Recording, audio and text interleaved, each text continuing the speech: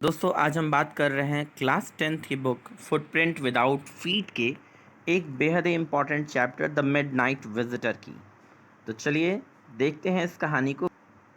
This is a detective story, एक जासूसी कहानी है और इस कहानी में फाउलर नाम का एक स्टोरी राइटर है जिसे अपॉइंटमेंट मिली है एक अमेरिकन डिटेक्टिव ऑसिबल से मिलने की। पर जब वो ऑसिबल नाम के अमेरिकन जासूस से मिलता है, डिटेक्टिव से मिलता है, तो बहुत ही डिसअपॉइंट होता है। अब आगे बढ़ने से पहले मेरा एक क्वेश्चन है दोस्तों आपसे। डिटेक्टिव या जासूस को और क्या कहते हैं इंग्लिश में? इसे सर्च करके ज़रूर आंसर करिएगा कमेंट बॉक्स में। चलिए कहानी को आगे जानते हैं। जब फाउलर नाम का एक लेखक अमेरिकन जासूस ऑसिबल से मिलकर निराश महसूस होता है तो ऐसा क्यों होता है?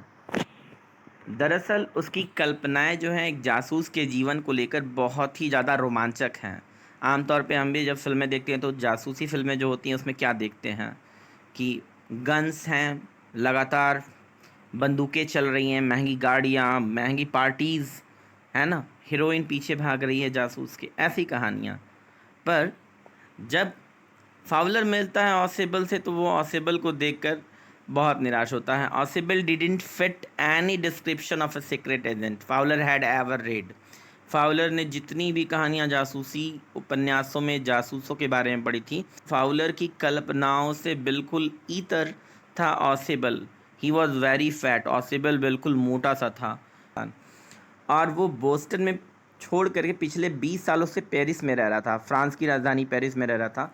और इसके बावजूद उसका अमेरिकन एक्सेंट्स गया नहीं था पूरी तरह से। जब वो फ्रेंच या जर्मन बोलने की कोशिश करता था तो कोई भी आसानी से अंदाज़ा लगा सकता था कि एक्चुअली वो एक अमेरिकन है। साथ ही साथ वो बहुत महंगे होटल में नहीं था बल्कि एक बहुत सस्ते से होटल के 6th फ्लोर पे रुका हुआ था, जहाँ पे मस्टी स्मेल आ रही थी, बदबू भी आ रही थी और एक छोटे से कमरे में था। तो किसी भी तरीके से न तो ऑसिबल और न ही वो जहाँ रुका हुआ था अब तक की कहानियों में जो कुछ इस राइटर फॉलर ने पढ़ रखा था उससे मैच करता था। अच्छा, ये चीज़ ऑसिबल ने भी महसूस कर लिया था। ऑसिबल ने कहा तुम बहुत निराश होगे मुझे देख कर कि मैं जासूस जैसा नहीं लग रहा हूँ, पर घबराओ मत, आज रात में एक बहुत ही इम्पोर्टेंट रिपोर्ट का इंतज़ार कर रहा हूँ। ये इतना इम्पोर्टेंट पेपर है जिसके पीछे बहुत सारे और भी लोग लगे हुए हैं, अपनी पूरी ज़िंदगी दांव पे लगा रखी है लोगों ने। तो बहुत जल्दी तुम्हें वो ऐसा पेपर मिलेगा जिसकी वजह से इतिहास का पूरा कोर्स ऑफ हिस्ट्री चेंज होने वाला है, यानी बहुत कुछ बदलने वाला है। तो इतनी इम्पोर्टेंट डॉक्यूमेंट्स मिलने वाला था ऑसिबल को। ऑसिबल एक्सपेक्ट कर रहा था रात को। बाय द वे, जब वो अपने ऑसिबल ने अपना दरवाज़ा बंद किया और स्विच ऑन की लाइट की, तो स्विच ऑन करते के साथ क्या हुआ कि फाउलर को उसका पहला एक्साइटमेंट महसूस हुआ, थ्रिल पहला महसूस हुआ। और वो थ्रिल क्या था? उस कमरे में ऑलरेडी ऑटोमेटिक पिस्टल के साथ एक इंसान खड़ा था। जैसे ही फाउलर अपने कमरे में एंट्री किया, वहाँ स्विच ऑन करने के बाद उससे वो इंसान दिखा। ऑसिबल ने देखते पहचान लिया। उसने कहा, Max, you give me quite a start. I thought you are in Berlin. What are you doing here in my room? अरे मैक्स, तुम यहाँ कैसे? तुमने तो मुझे बिल्कुल हड़बड़ा दिया, आश्चर्यचकित कर दिया था। मैंने तो सोचा था तुम बर्लिन में होगे, तुम भला यहाँ क्या कर रहे हो? तो मैक्स नाम का ये एक दूसरा जासूस था जो कि एंटागोनिस्ट है इस स्टोरी का, विलन है। उसने कहा, the report that is brought to you tonight concerning some new missiles, I thought I would take it from you. It will be safer in my hands than in yours. जो missile को लेकर कुछ important defence report आ रही है, बड़ी confidential report तुम तक पहुंचने वाली है आज रात को, मैं समझता हूँ वो मेरे हाथों में ज़्यादा सुरक्षित होगी। मुझे वो रिपोर्ट सौंप दो। तो ये बातें किसी डिफेंस फाइल के बारे में थी। लेकिन यहाँ पर ऑसिबल बोलता है बिल्कुल उन सारे मामलों से अलग। मैं बता रहा हूँ ये वाला इशू जो है होटल मैनेजमेंट के साथ मैं ज़रूर रेज़ करूँगा।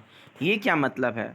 ये इस महीने में दूसरी बार ऐसा हो गया कि कोई बालकनी से आकर मेरे कमरे में घुस गया। हद है ये तो। मैक्स ने बोला, बालकनी? नहीं नहीं, मेरे पास तो एक पास की है, मास्टर की है, तुम्हारे कमरे की मास्टर की, यानी समझते हो ना किसी भी ताले में लगा दो और ताला खुल जाए, ऐसी की थी मेरे पास, मैं उससे अंदर घुसा था। मुझे नहीं पता था कि यहाँ कोई बालकनी भी है जिससे उधर से छलांग लगा करके मैं अंदर आ सकता था। तो बालकनी, ये समझ रहे हो दोस्त? तो ये कहता अरे भाई मेरी बालकनी नहीं, पड़ोस के कमरे की बालकनी, नेक्स्ट अपार्टमेंट जो है उसकी जस्ट बगल की बालकनी, उससे घुसकर कोई मेरी खिड़की में आ सकता है। मेरी खिड़की और उस बालकनी में कोई दूरी ही नहीं है। और पिछले बार भी ऐसा हुआ था मेरे कमरे में, इस बार फिर ऐसा हो रहा है। मैंने मैनेजमेंट से ये इशू भी रेज़ किया था, उन लोगों ने प्रॉमिस भी किया था कि उस बालकनी से मेरी खिड़की के बीच का जो रास्ता है वो ब्लॉक कर देंगे ताकि मेरे कमरे में कोई ना आ पाए। ये समझ रहे हो, बालकनी कुछ ऐसी रही होगी और खिड़की ऐसी रही होगी, यानी कि इस बालकनी से होते हुए सीधे इनकी खिड़की के बगल में आकर खिड़की से घुस जाता हो कोई इंसान। ऐसा ऑसिबल ने कहा मैक्स को। तो मैक्स ने कहा काश मुझे ये बात पहले पता होती तो मुझे इतनी परेशानी ना उठानी पड़ती। बाय द वे मुझे ये बताओ, अभी भी कोई नुकसान की बात नहीं है, वो जो रिपोर्ट है वो कहाँ है? वो रिपोर्ट मुझे दे दो। तो ऑसिबल ने कहा देखो अपॉइंटमेंट तो 12:30 के समय पे था रात को, तो खैर से मुझे ये काश मालूम चलता कि तुम्हें भी ये कैसे मालूम चल गया कि रिपोर्ट यहाँ आने वाली है मैक्स? उसने कहा और मैं ये जानना चाहता हूँ कि वो रिपोर्ट तुम्हारे आदमियों के पास कैसे गई। एनीवे, अभी ये बात हो ही रही थी तब तक दरवाजे पे खटखटाहट की आवाज़ सुनाई पड़ी। कोई नॉक कर रहा था दरवाजे पर। तो मैक्स घबरा गया, उसने बोला ये दरवाजे पे कौन है?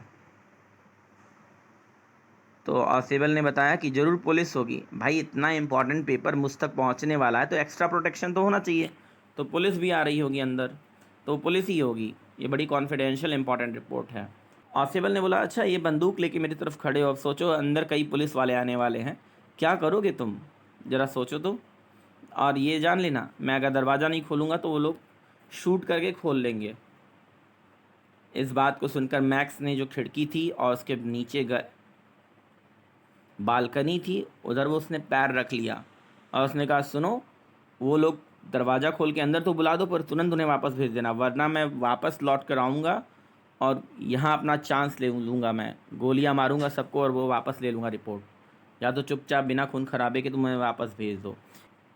अभी उसने ये बात कही तब तक डोर नॉब जो है वो टर्न हुई, अब दरवाज़ा खुल चुका था, अंदर कोई आने वाला था। इसके पहले कोई अंदर आए, मैक्स ने तुरंत ही खिड़की से अपने आप को उछाल लिया बाहर की तरफ और एक तेज़ आवाज़ के साथ ये पूरा मामला ख़त्म हुआ, वाक़या ख़त्म हुआ। परंतु इसी बीच में क्या हुआ, अंदर वेटर आ गया, उसके हाथों में ट्रे थी, बॉटल थी, वाइन थी। जब उसे देखा फाउलर ने तो बोला अरे लेकिन पुलिस पुलिस पुलिस कहाँ गई? वो स्टैमर करने लगा। स्टैमर का मतलब आपको पता है ना, हकलाना। तो ऑसिबल ने बोला कि अरे भाई कोई पुलिस वुलिस नहीं है, बस ये हेनरी नाम का वेटर था जिसकी मैं उम्मीद कर रहा था कि ये आ रहा होगा।